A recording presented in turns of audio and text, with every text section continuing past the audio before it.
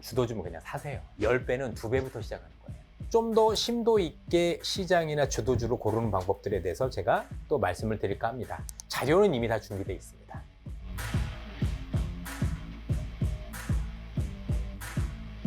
근데 이제 아까 그 육각형 인재 네. 이런 거 말씀해 주셨을 때 네.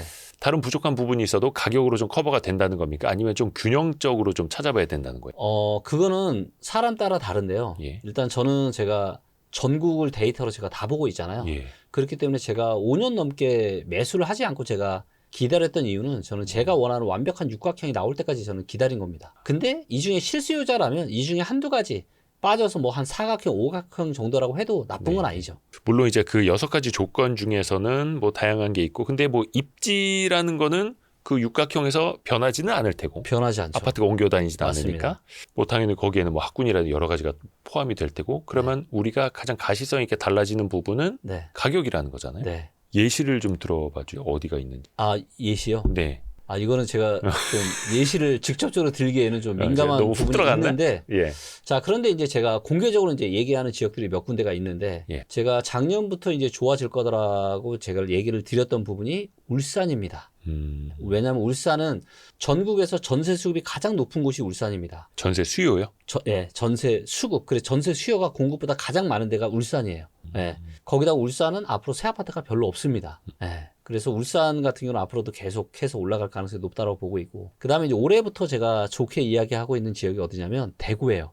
예, 대구가 사실 21년에 고점 찍고 몇 년 동안 너무 안 좋거든요. 공급 폭탄 때문에. 사실 대구 지역은 뭐 지역 사시는 분들한테 죄송한 이야기입니다만 부동산 시장 안 좋아질 때 제일 먼저 안 좋아지고 네. 회복되면 제일 마지막에 회복된다라는 이제 좀 통념이 있지 않습니까? 약간 대구 부동산 시장이 좀 예. 핫하죠. 예. 예, 좀 움직임이 굉장히 좀 어떻게 보면 과격하다고 볼 수가 있는데 정말로 많이 오르기도 했고 그러다 보니까 너무 많은 공급이 또 이루어졌던 거예요. 그래서 이제 대구에 굉장히 또 하락이 굉장히 많이 됐어요. 근데 전세 시장도 너무 안 좋았고 그랬던 대구가 이제는 전세 시장도 계속 안정화되면서 전세 수급도 130 넘고 그래서 아마 이제 대구는 이제는 조금씩 올라오는 무릎, 바닥을 어느 정도 지금 확인을 하고 올라오는 무릎으로 이제 계속 변하게 될 겁니다. 지역별로 내려가는 무릎이냐 올라오는 무릎이냐 네, 달라요. 맞아요. 근데 대구는 좀 올라오는 무릎이에요. 예, 이제는 거의 바닥 일부 지역 대구도 이제 지역 따라 조금씩 다른데 대구의 일부 지역은 지금 이제 바닥 다지기 하고 있고 또 이제 고가 지역이나 이런 데는 이미 이제 바닥치고 올라오고 있는 요 무릎으로 지금 지나가고 있는. 오호, 네. 그래요. 그거 조금만 더 설명을 해주세요. 부동산은 언제 투자해야 되는지. 지금 펼쳐놓으신 표가 네, 맞습니다. 그겁니까? 네. 요게 이제 굉장히 중요한 진짜 너무너무 중요한 팁인데요. 네. 자, 우리가 어깨가 있고 허리가 있고 무릎이 있습니다. 자, 그럼 무릎 밑에서 사야 되겠죠? 그런데 무릎이 떨어지는 무릎이 있고요. 올라가는 무릎이 있는데요. 근데 중요한 거는 어깨냐 허리냐 무릎이냐를 판단하는 게 중요한데 사람들은요 실제로 떨어지는 무릎에서도 못 사고요. 올라가는 무릎에서도 못 삽니다. 그러니까 사실 저게 좀 지나봐야 알지 않습니까? 지나봐야 알죠. 그래서 어깨에서 사서 무릎에서 팔고. 근데 부동산 시장은 제가 그래도 많은 투자를 해본 결과 어느 정도 가능합니다, 이게. 예. 자, 보시면은, 자, 1번, 무릎 밑에서 떨어지는 1번은요, 분위기가 제일 안 좋아요. 그쵸? 떨어지는 막바지가 얼마나 분위기가 안 좋겠습니까? 그래서 뭐냐면 대다수의 사람들은요, 더 떨어질 것 같아서 못 삽니다. 주식도 마찬가지죠. 네. 네. 자, 그런데 그래서 뭐예요? 매수한테는 좋은 조건이 붙어요. 그게 참 거꾸로 가야 되는데 인간의 심리가 쉽지 않아요. 그게. 쉽지 않죠. 예. 예. 그래서 저 때는 막 못 팔아서 안 달린 사람들이 너무 많고 또 아파트 시행하는 이런 사업자 입장에서도 빨리 팔아서 이제 넘겨야 되기 때문에 좋은 조건이 많아요. 그래서 이제 저는 현재 이 일본 구간에서 지금 두 채를 제가 지금 산 거고요. 자, 이제 내년 어느 지금부터는 이제 바닥 다지기 끝내고 이제 이렇게 올라가는 지역들이 되게 많아질 거예요. 예. 그런데 이때도 못 삽니다. 왜냐하면 분위기가 좋아지고 있어요. 자, 그럼 아파트 가격 5억이라고 해볼게요.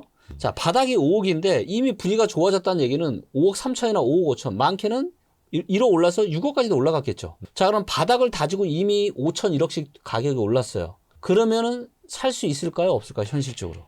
두 가지 심리죠. 에이, 바닥 놓쳤네. 아니면 또 일각에서는 이거 데드캣 바운스다. 네, 여러 가지가 있는데 가장 큰 심리는 뭐냐면 예. 내가 5억일 때 사려고 했는데 그때도 사려고 하는 마음이 있었는데 내가 이걸 5억 5천이나 1억도 오른 6억에 사려고 하니까 아깝지. 심리적으로 내가 이걸 손해본다는 느낌이 드는 거예요. 그래서 또 올라오는 무릎에서 또 못 사는 거예요. 저는 이제 실무에서 정말 많은 분들을 제가 봤잖아요. 네. 예, 떨어지는 무릎도 못 사고 올라오는 무릎도 못 사고 그럼 언제 사느냐? 얻기 위해서 사는 거예요, 이제. 다시 또 네, 그때 왜- 조바심 나니까. 시장이 막 뜨거워지고 난리 나고 하니까 그래서 제가 정말로 당부드리고 싶은 이야기가 뭐냐면 네. 수도권의 일부와 지방의 상당수 지역은요. 내년 연말까지가 무릎 밑에서 살 수 있는 기회입니다. 내려가는 무릎, 올라가는 무릎.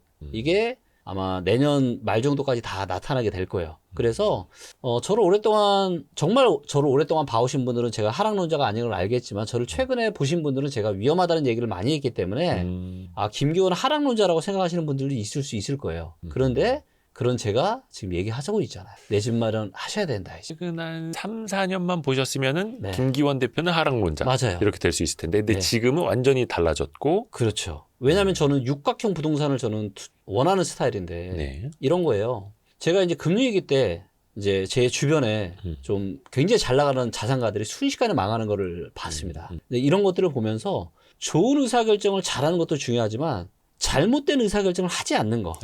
이게 핵심이죠. 너무 중요하잖아요. 내가 뭔가를 잘 해서 주식을 잘하든 부동산을 잘하든 아니면 내가 사업을 잘하든 해서 순식간에 몇 년 만에 500억, 1000억대 부자가 될 수 있어요. 근데 이런 부자들도 한순간에 가는 모습들을 제가 봤습니다. 이유가 뭐냐? 겸손하지 못해서인 거죠. 그러니까 결국에는 안 좋은 의사결정 하지 말아야 되는데 계속 좋은 것만 바라보고 그렇죠. 왜 그렇게 해서 성공을 했으니까. 그래서 이제 그런 모습들을 보면서 저는 제가 다짐을 했습니다. 정말로 좋은 의사결정보다는 잘못된 의사결정을 하지 말아야 되겠다는 이런 다짐을 제가 누누이 했었고 예.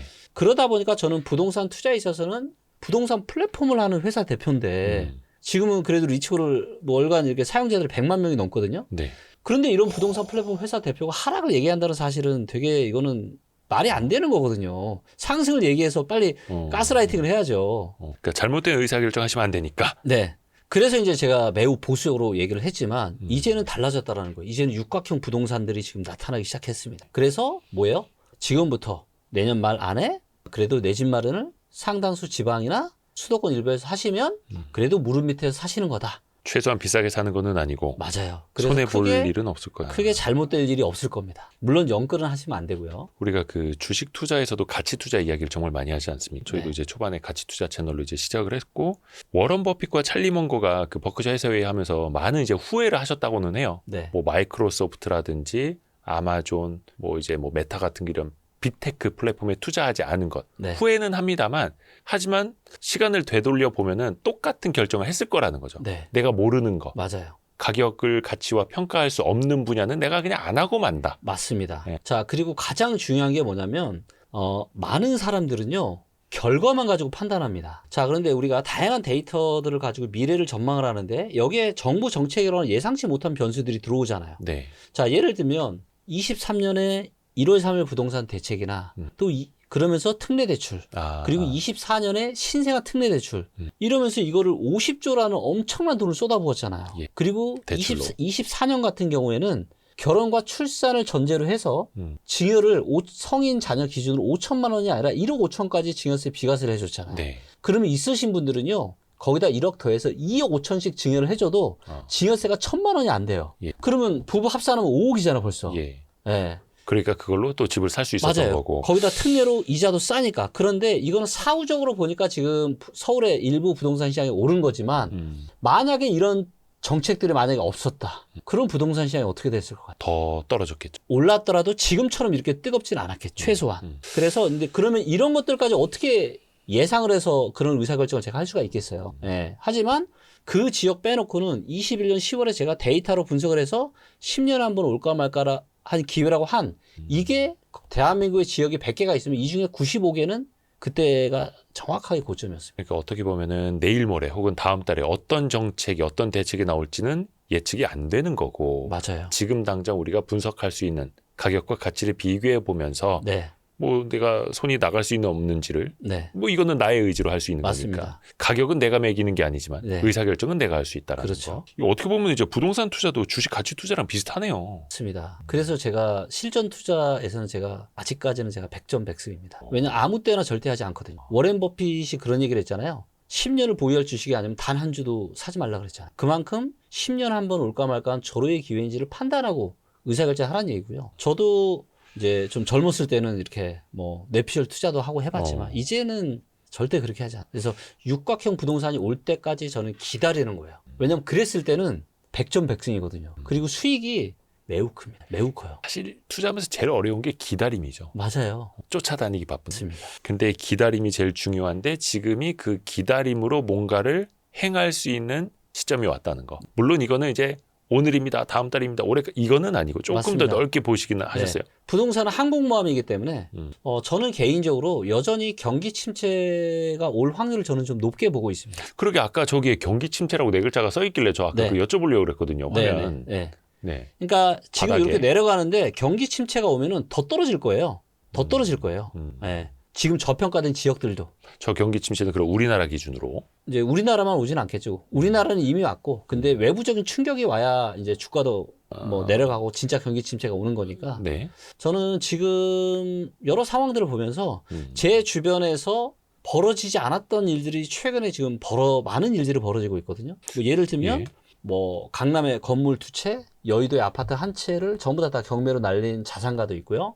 그 다음에 전세로 사시던 분들인데 이분들이 살던 집이 경매를 당해서 이것 때문에 저랑 또 상담하신 분들이 또 주변에 몇 분이 계세요. 그래서 이런 일들을 보면서 아 진짜 지금 뭔가 다가오고 있다. 그건 왜요? 뭐 자산 가치가 떨어져서 아니면 하시던 사업이 잘못돼서 망하는 사람들이 지금 많아지고 있는 거죠. 그러니까 뭐 아마 여러분도 많이 체감은 하실 텐데 우리나라 내수 경기 너무 안 좋고. 맞아요. 그리고 경매 데이터도 보면은 똑같습니다. 지금 강남 상구의 아파트 시장은 대한민국 부동산 분야에서도 아파트 시장에서도 제일 좋은데 네. 근데 여기도 경매 건수가 계속 늘어나고 그만큼 지금 강남에 지금 아파트를 소유하신 분들도 망하는 사람들이 지금 많아지고 있다는 거죠. 그러면서 각종 지금 대출 연체율도 올라가고 있고 지금 오늘 또 보니까 환율이 벌써 1413원 정도까지 갔더라고요. 뭐 아직은 아니지만 이제 혹시라도 환율이 1450원 정도가 넘어가게 되면은 그때는 저는 상당히 위험한 일이 생길 수 있을 가능성을 넓게 보고 있어요. 그리고 그 일들은 내년 연말 안에 아마도 나타나지 않을까. 그래서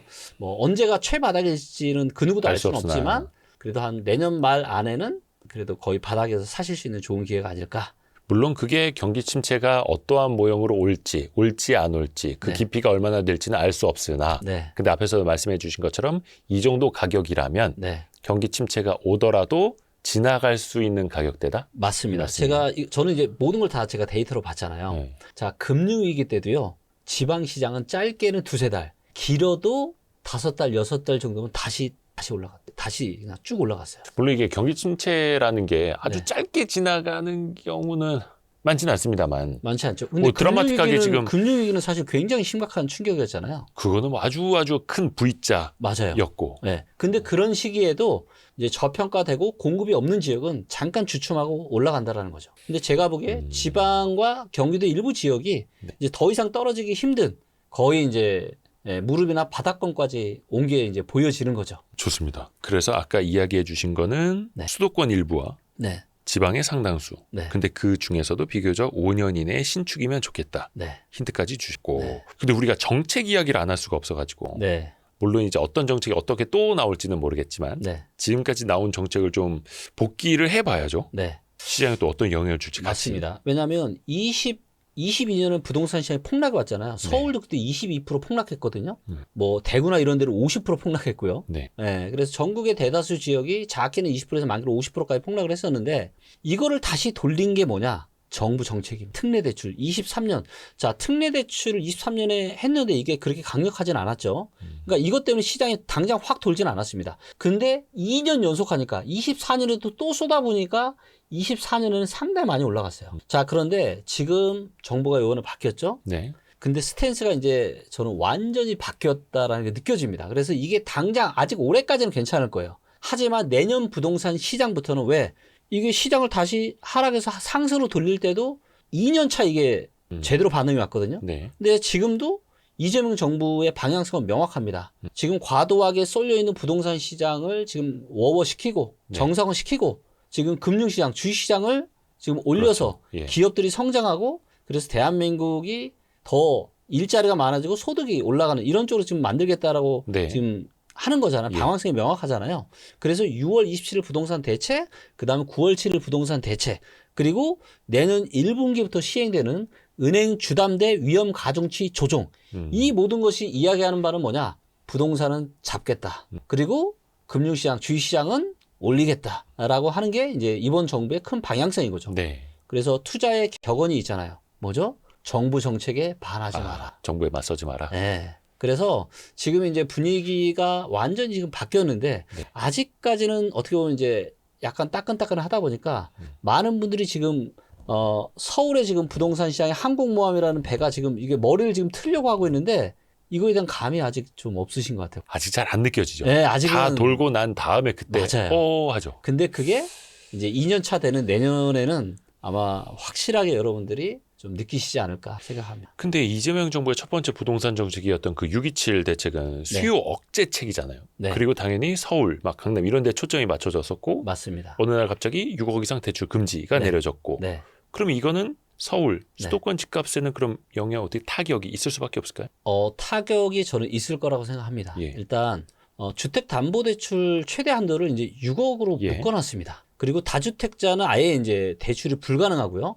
그리고 1주택자는 이제 신규 주택에 6개월 이내에 무조건 전입을 해야 돼요, 이제. 그리고 주택담보대출 만기도 30년으로 해놨습니다. 그 이전엔 40년, 50년짜리도 있었잖아요. 네네네. 네. 그러니까 기간을 늘리니까 매달 갚아야 되는 금액에 대한 부담이 낮아졌는데. 작게 느껴지니까 거기에 특례 대출까지 하니까 사람들이 막 무분별하게 집을 막 샀던 건데 요게 이제 30년으로 제한을 하면요 6억 대출도 6억을 대출 받아도 30년 상환이면 거의 매월 300 가까이 됩니다. 작지 않은 돈이에요. 예. 네. 그리고 소유권 이전 조건부 전세 대출이라고 해서 예전에는 내가 잔금을 칠 때 세입자를 받아서 갭 투자를 할 때 그렇죠. 세입자를 받아서 이렇게 할 수가 있었는데 이제는 그렇게 안 됩니다. 그게 안 내 됩니다. 돈으로 전부 다 납부를 하고 그리고 그 이후에 전세금을 받아야 되는 거예요. 그리고 이제 생애 최초 LTV도 이제는 80에서 70%. 그러니까 그러니까 생애 최초로 집을 사면은 대출을 최대 80%까지 해줬는데 이제는 이것도 70%. 물론 최대 6억이고요. 네. 그 다음에 이제 전세 대출 보증 비율도 이제는 80%로 강화가 되고. 그래서 이 모든 것들이 이야기하는 방향성은 뭐냐? 제가 이걸 봤을 때 이거를 지금 6억을 4억으로 줄인다는 얘기도 있거든요. 더 강화한다고요, 대출 규제를. 왜냐면 자 보세요. 자 완화 정책 이 시장을 다시 상승으로 돌릴 때도 24년 한 번 하니까 됐어요, 안 됐어요? 약한 상승밖에 안 나왔거든요. 그러니까 24년에 더 센 걸 지금 쏟아부었잖아요. 예. 그러면서 시장이 확 돌았잖아요. 자 그래서 정부의 큰 방향성이 중요한 건데 지금 이재명 정부는 부동산을 지금 진정시키겠다. 지금 잠잠시키겠다라는 거예요. 특히 서울을. 네, 계속 하겠다는 겁니다. 그래서 6월 27일 일단 나왔고, 근데 이것 때문에도 이전에는 내가 대출 뭐 10억, 10몇 억씩 받아서 집 사신 분들은 이제 이사할 수 있어요, 없어요? 이사를 하려면 내가 또 대출을 받아야 되는데, 네. 이제 대출이 6억까지밖에 안 되잖아요. 네. 그러면 이사를 이제 갈 수가 없습니다. 갈아타기 이런 거 매우 힘들어지는 거죠. 그리고 주택 대출도 이제는 뭐예요? 30년짜리. 그래서 아마도 매매 거래가 진짜 많이 줄어들 거예요.